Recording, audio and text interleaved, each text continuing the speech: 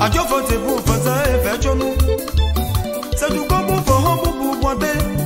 Moi c'est pas pour y un gros pour ça sauver. On te pour ça au loin qui vient. Vous avez pas fait mais on non. Mais c'est comme si mais pour l'autre est capon. D'autant pour l'autre. Y'a des qui aiment pour l'autre est capon. D'autant si Augustin pour l'autre.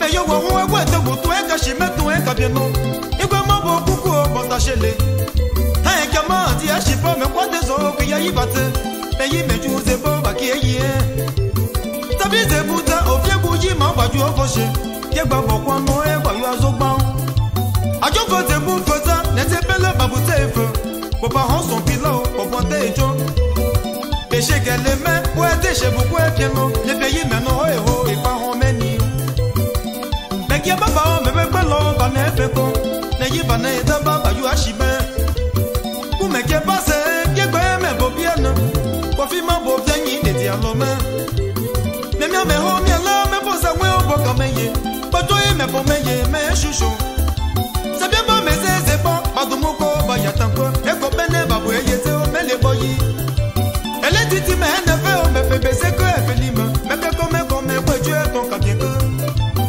Kabie ese ho, asegome ahome, bari showe denize lo yeka.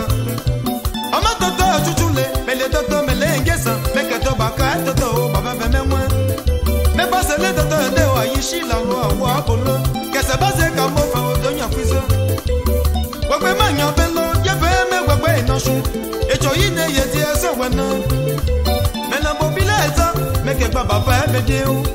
Agi pa koma ko ki bae. Tato dagi fonso e kwa ki bae no lo meu. Ya pi compétent e kwa ki bae. Déjà chef massimo e kwa ki bae. Comme c'est à toi réciter e kwa ki bae. Ki mon fidèle e kwa ki bae no lo meu. Owe Joseph e kwa ki bae. Ajo fote bu fasa e fe chonu oye. Ko se du kon bu fon, ça fait ma vie bu na o. Ajo fote bu fasa e fe chonu oye. Ko se du kon bu fon, o ko be bu bu kwate. C'est pour ça on doit se rendre qui vient. Quand tu as des bébés, on met en eau.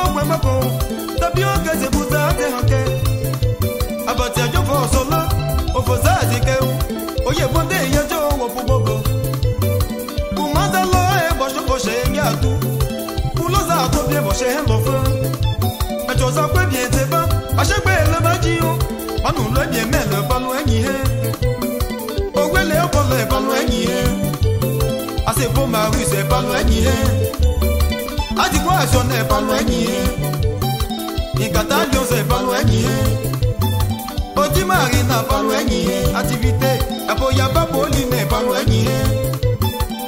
et je Christian pas loin et kata au cuisine pas loin Sancho président pas loin ake kwasi Florent pas loin Aseboya Publi pas loin Isho Francis pas loin Ingora Dose pas loin Odiliontine la Gipoto Mungwe pas loin Adjofo pour Faza et Berchono ye Mose du Kombu Fahon Tape ma vie Bunao Adjofo pour Faza et Berchono ye Mose du Kombu Fahon Okope pour Pointe Omate Boza Olwase Olwekilie Batiate Pepe Omeono